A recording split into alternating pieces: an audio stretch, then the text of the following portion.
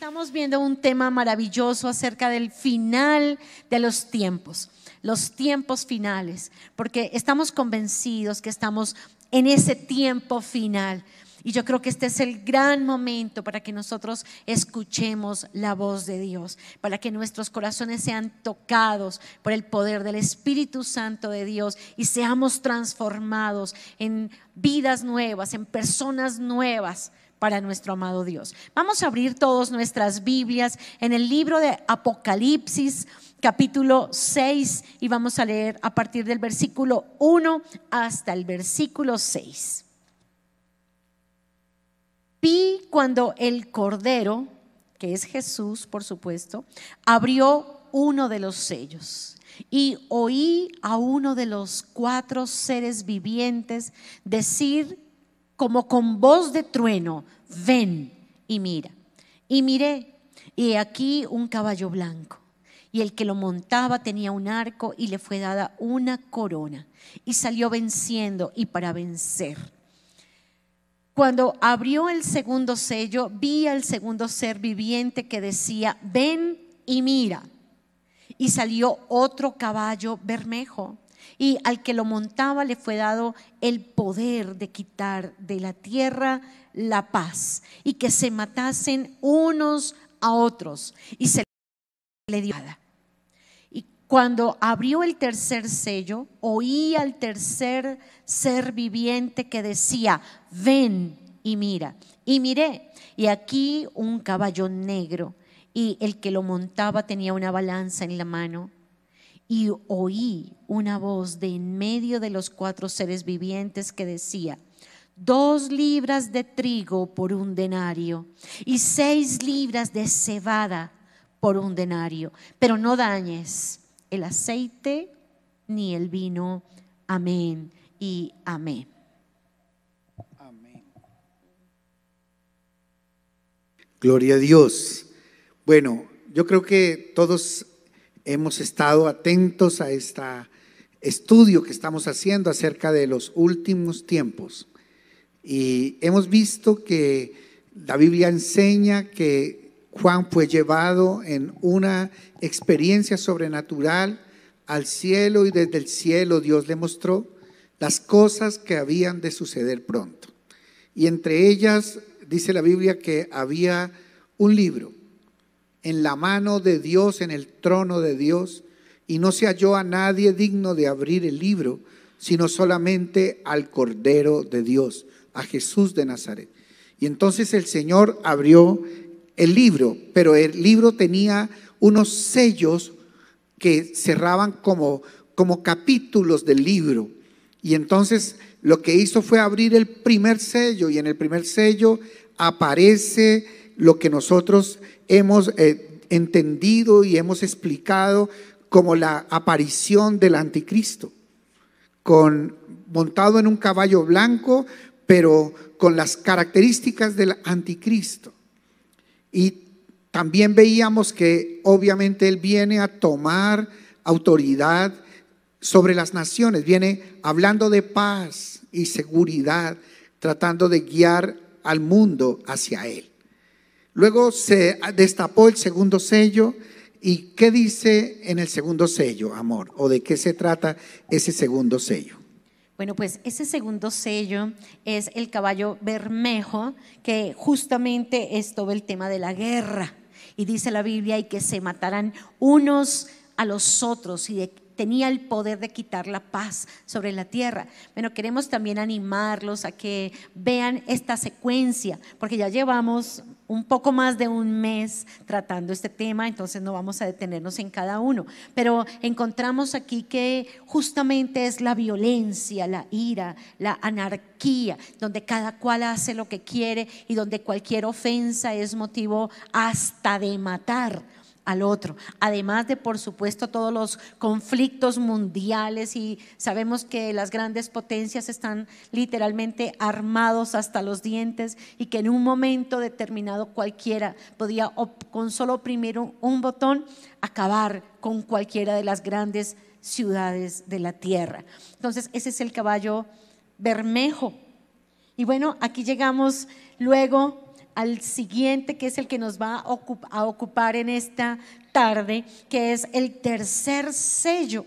Dice: cuando abrió el tercer sello, oí al tercer ser viviente que decía: ven y mira. Y miré, y aquí un caballo negro, y el que lo montaba tenía una balanza en la mano.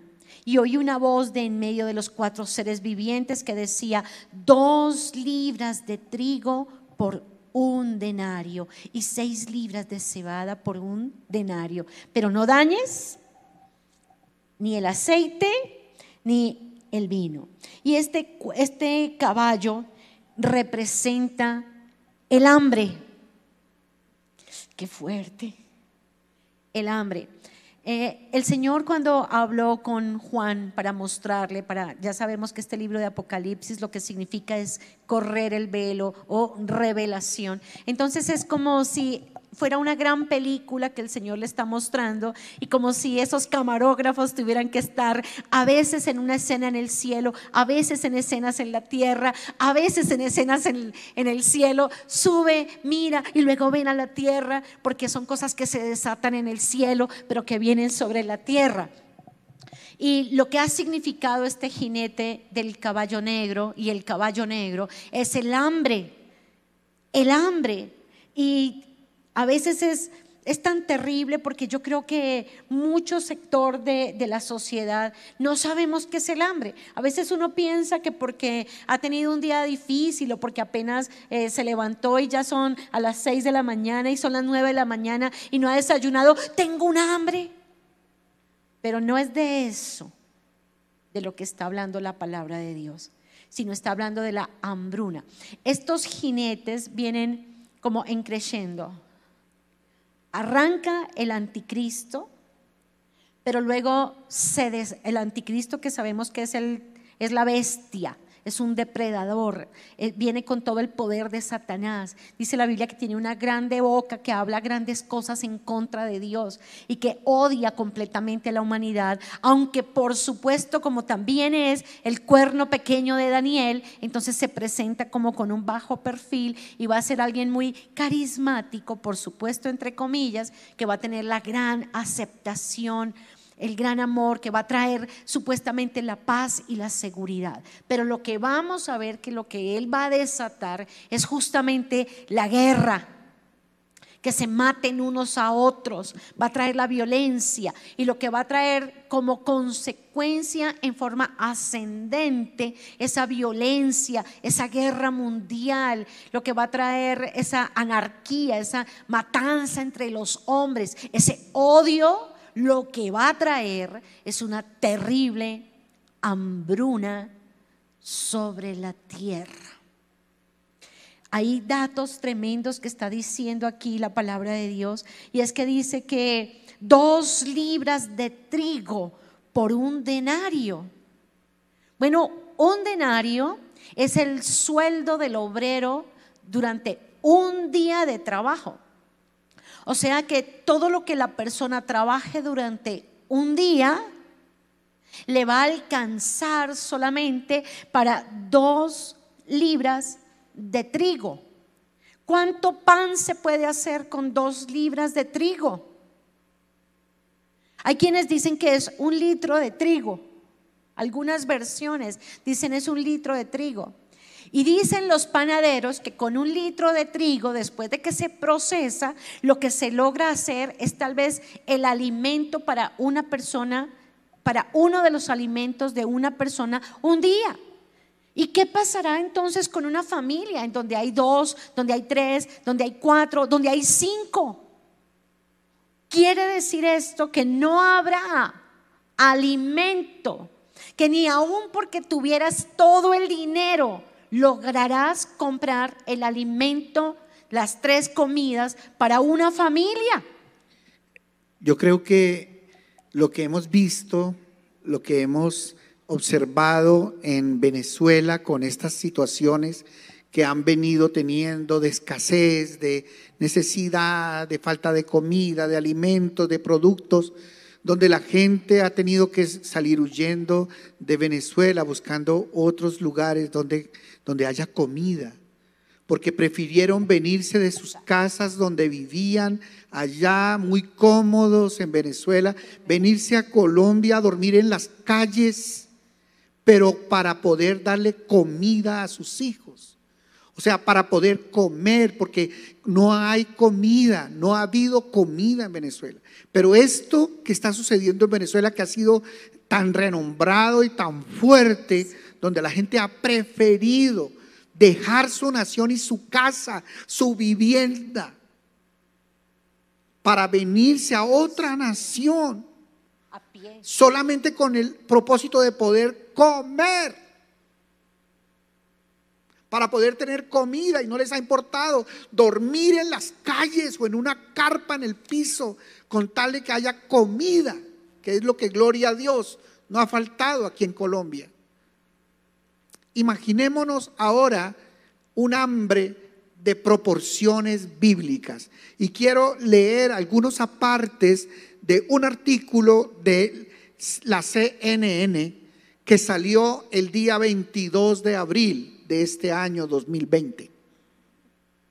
En estas frases vamos a darnos cuenta la magnitud del hambre que viene sobre la tierra. Dice: el mundo enfrentará múltiples situaciones de hambruna de proporciones bíblicas en cuestión de meses. Esto salió en abril. En abril.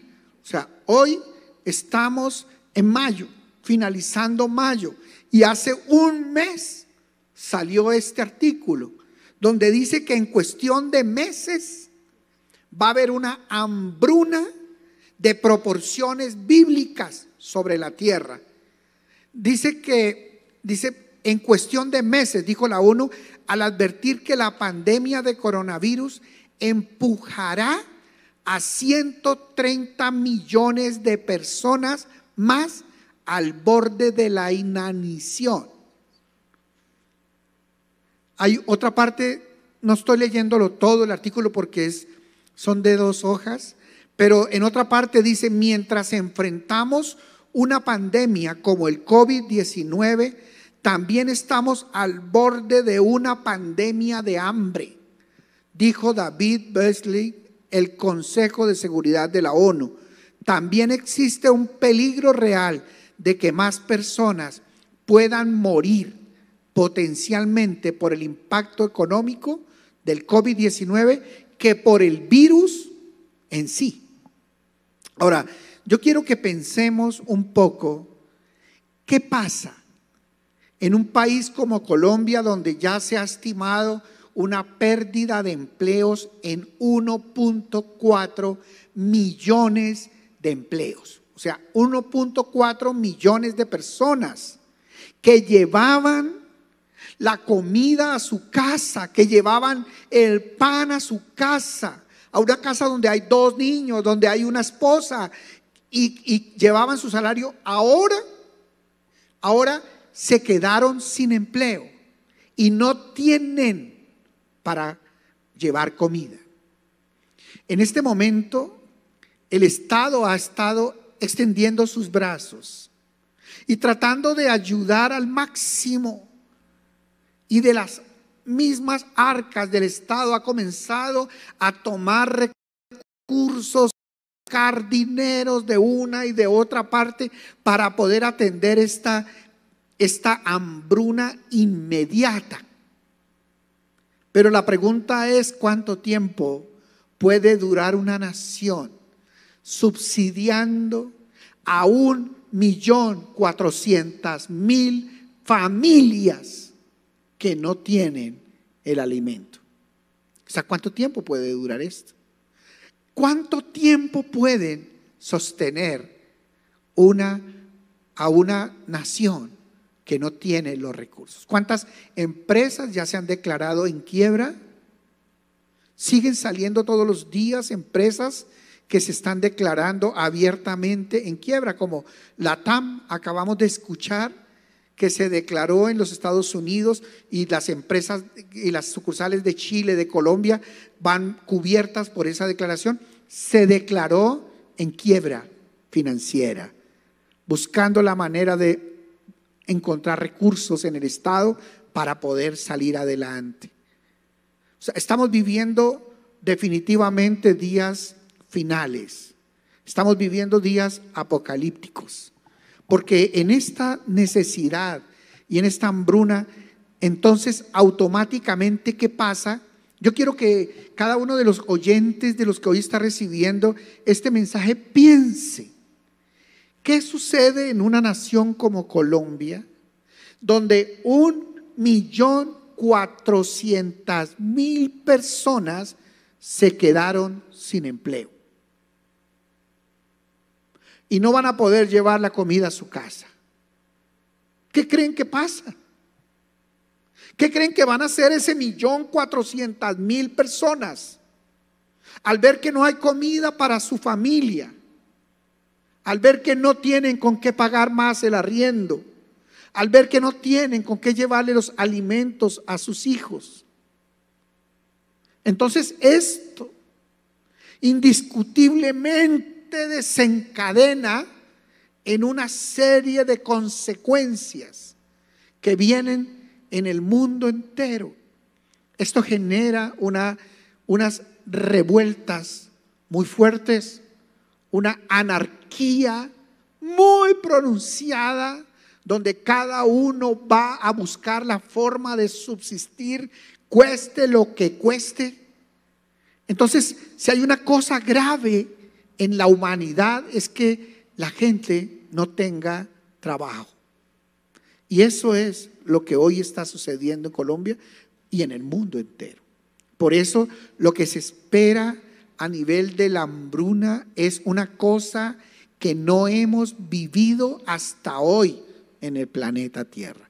Si hemos visto algunas imágenes de Somalia, de algunos países en África con necesidad, con los niños muriendo de hambre, comiendo en las calles boronas de pan, delgaditos, a puro los huesitos. Eso que también estamos viendo comenzar en Venezuela, eso no es sino el inicio de lo que habla la Biblia acerca del hambre a nivel mundial. El hambre en el mundo ha venido en aumento desde el año 2015. La FAO dice que 2.000 millones de personas están muriendo de hambre. El 50% de esos 2.000 millones están en los países pobres de Asia, del sur, de la India, Bangladesh, y el resto está en Latinoamérica y el Medio Oriente. La ONU dice que más de 200 millones de infantes van a la cama con hambre. Y hay cosas que han acrecentado este río que va hacia la hambruna mundial, y es la plaga de las langostas. Esa plaga de las langostas ha devorado de una manera extraordinaria el oriente de África, Yemen, y está trayendo una crisis alimentaria impresionante. Y aunque se ha tratado de controlar, y es lo que están haciendo todos los organismos internacionales, ya se sabe que para junio otra vez esos nuevos enjambres estarán maduros y listos para arrasar lo que haya quedado de comida. Entonces, además, si le sumamos a esto los incendios forestales, si le agregamos a esto las sequías, si le agregamos el COVID-19, los conflictos internacionales, los conflictos nacionales, las guerras, el odio, el hambre, mis amados, es una amenaza real y creciente para los próximos meses. ¿Cómo será cuando esté completamente desatado ese sello del caballo negro? Muchísima gente, muchísima población va a morir por el hambre en nuestra tierra. Oh Jesús, nosotros en ningún momento estamos queriendo profetizar algo que no esté escrito en la palabra de Dios. Si hay algo que yo quiero profetizar, es que habrá paz, que habrá bendición, que habrá alimento para todos, que no va a haber hambre. Eso es lo que yo quisiera profetizar, pero nosotros no podemos profetizar contra lo que la palabra de Dios dice, porque la profecía, dice la Biblia, debe ser juzgada conforme a la palabra de Dios. Y lo que la palabra de Dios nos está diciendo es que viene hambre, y lo que las estadísticas mundiales está diciendo es que viene hambre. Pero la Biblia también nos enseña que cuando nuestro Señor Jesucristo vuelva aquí a la tierra, va a ser un juicio en las naciones. Y en ese juicio, dice la Biblia, en el libro de Mateo, capítulo 25, versículo 31 en adelante, dice la palabra: cuando el Hijo del Hombre venga en su gloria y todos los santos ángeles con él, entonces se sentará en su trono de gloria y serán reunidas delante de él todas las naciones, y apartará los unos de los otros, como aparta el pastor las ovejas de los cabritos, y pondrá las ovejas a su derecha y a los cabritos a su izquierda. Entonces el rey dirá a los de su derecha: venid, benditos de mi Padre, heredad del reino preparado para vosotros desde la fundación del mundo.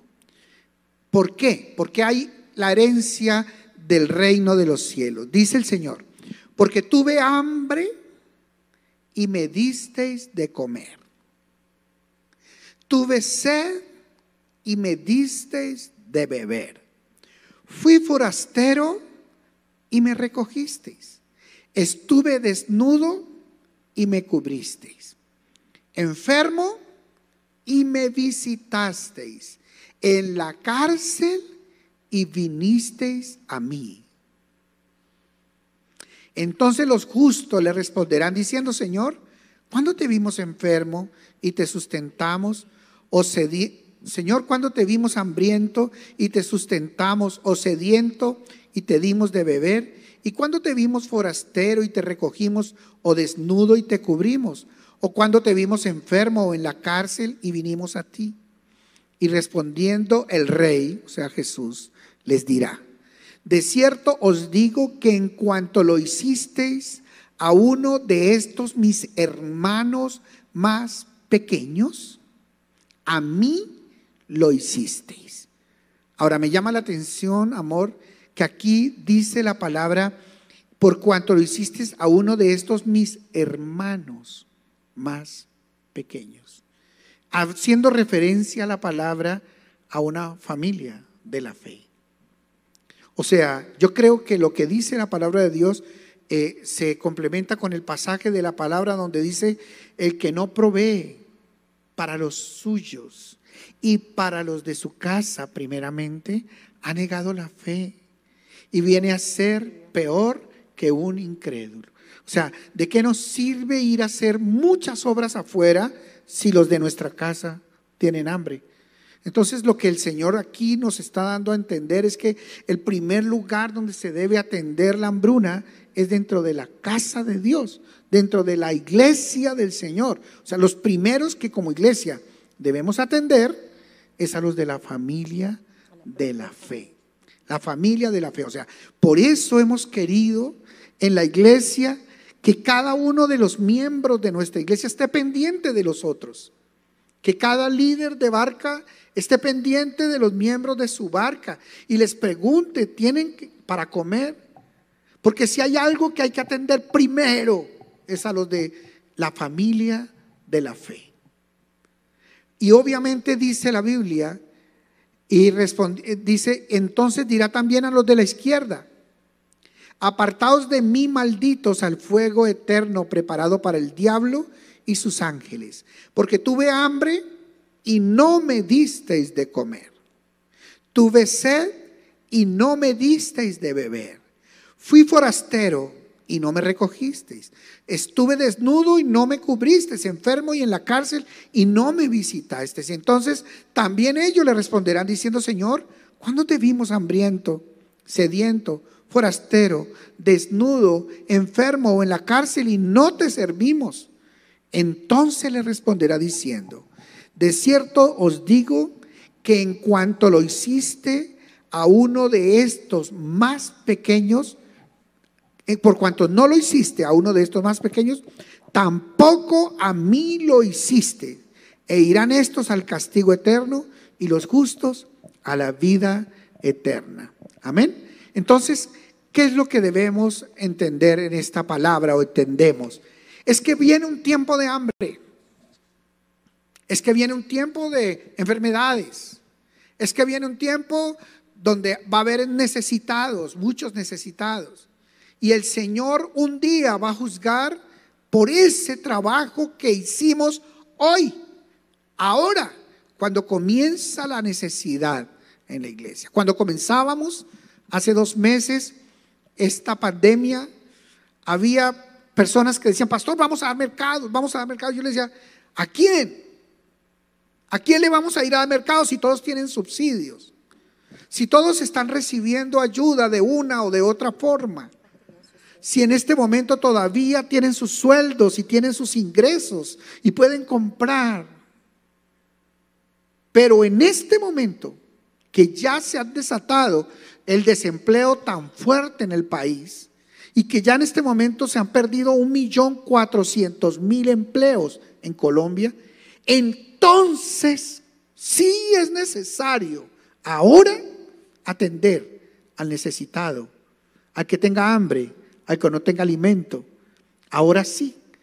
Por esa razón, a partir de este momento queremos que toda la iglesia se active, cada miembro de nuestra iglesia se active para que hagamos una obra social coordinada en la iglesia para atender al más necesitado y a los que estén pasando necesidad en este momento. Había personas que tenían empresas, que tenían empleos y que hoy no tienen ingresos. Y de pronto pudieron ser las personas que normalmente estaban con nosotros sentados aquí en el templo a nuestro lado y que tenían en abundancia y que de pronto hoy no la tienen. Es el momento para hacer esto que el Señor nos manda, porque un día por lo que hagamos o dejemos de hacer ahora, seremos juzgados por el Señor. Y también es muy importante, mis amados, que cada uno de nosotros entienda que es una responsabilidad personal. Cada uno debe dar, tiene que dar. Todos podemos dar en alguna medida, unos más, otros menos, pero todos tenemos que dar, mis amados. Vamos a tener una acción coordinada con el Ministerio de Acción Social, con el Ministerio de Consolidación, con el Ministerio de Misiones, pero vamos a hacer un gran banco de alimentos, porque lo que dice la palabra de Dios es que nosotros como iglesia debemos velar porque no haya un solo necesitado en la iglesia, y esa es la campaña que vamos a hacer. Este tema del hambre es tan grave, mis amados, es tan delicado y estamos abocándonos hacia ese momento. Por eso tenemos que hacerlo ahora, como en el tiempo cuando estaban las vacas gordas en la época de José. Es un tiempo en que podemos almacenar, en que podemos recibir el grano, en que podemos racionalizar el gasto, la entrega de los mercados, y vamos a hacerlo todo, como dice la palabra, decentemente y con orden. Nos dice también esta palabra: y 6 libras de cebada por un denario. Y es que este tema del hambre es tan grave. Después de la tremenda depresión de los 30, todos los escritos de esa época muestran que había una circunstancia tan grave de hambre, tan terrible de hambre, porque aún la gente que tenía el dinero, como tú decías ahora, por ejemplo, de muchos venezolanos, aún teniendo el dinero, teniendo los billetes, ¿qué hacen ellos en las calles de Bogotá y de Colombia y seguramente de Sudamérica?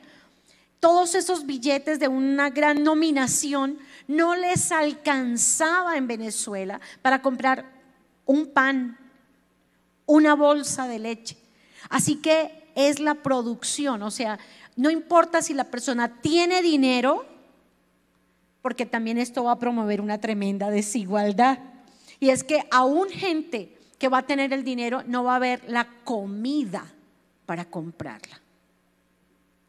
O sea, la tierra está llegando a un momento en que no va a poder ser cultivada y no va a dar la provisión alimentaria para todos los del planeta Tierra, por la devastación, por las sequías, por los incendios, por las langostas, por la guerra, por la crisis económica, por la depresión económica. Entonces, es un tema muy fuerte. Viene un tiempo donde necesitamos que todos los miembros de la iglesia se conecten en esta área social. El Ministerio de Acción Social va a estar elaborando un documento, un instructivo, un manual para donaciones, porque vamos a hacerlo de todas las maneras posibles. Y hay un modelo que vamos a estar desarrollando dentro de la iglesia, donde cada uno, de acuerdo a su capacidad, va a donar un mercado. Cada uno, de acuerdo a su capacidad. Entonces, a partir de este momento, el ministerio ya está trabajando en ese instructivo para capacitar a la iglesia para dar, para donar mercado. Pero también necesitamos hacer visitas a los que están pasando necesidad. Y el Ministerio de Consolidación, en coordinación con el Ministerio de Misiones, todo esto se está haciendo entre esos tres ministerios coordinados. Ese Ministerio de Consolidación y de Misiones van a organizar visitas a los que necesiten, una visita en este momento humanitaria, una visita espiritual o una visita psicológica para ir a orar. Y tenemos el permiso del gobierno para ir hasta las casas a llevar un pan, un mercado, para orar por una persona, para levantar el ánimo del que está caído. Así que si tú tienes una necesidad de ser visitado, ponte en contacto con nosotros. Vamos a disponer un grupo de personas, unas personas para que vayan y te visiten, oren por ti en tu casa y levanten el ánimo caído en las familias. Y vamos también a llevar el pan al necesitado en el nombre de Jesús de Nazaret. Pero todo esto no lo podemos hacer solos. Necesitamos que toda la iglesia se active. Y es el momento para apoyar a los más necesitados. Y aunque en este momento todavía tengamos algún respiro financiero, gloria a Dios, es el momento para aprovechar y coordinar y organizar esas ayudas para los necesitados. No sabemos cuánto tiempo más va a ser esto. No sabemos esto en qué más desencadene, pero en este momento en que es posible hacerlo, quiero que cada uno lo haga de una manera con fe, generosa y ayudando. Amén. Así que estén pendientes del instructivo que vamos a sacar para las donaciones de mercados para las familias más necesitadas de la iglesia. Porque nosotros sí queremos, el día que el Señor nos llame, que nos diga: venid benditos de mi Padre, porque tuve hambre y me disteis de comer, tuve sed y me disteis de beber, fui forastero y me cubristeis, estuve enfermo y viniste y me visitaste, estuve en la cárcel y viniste a verme. No queremos dejar de hacer la obra que nuestro Señor Jesucristo encargó a sus apóstoles y por medio de ellos a cada uno de nosotros, los miembros de su iglesia. Amén. Además, si tú quieres garantizar que a ti no te falte y que a tu familia no le falte, lo que tú tienes que hacer es dar, porque es dando como nosotros recibimos. Amén.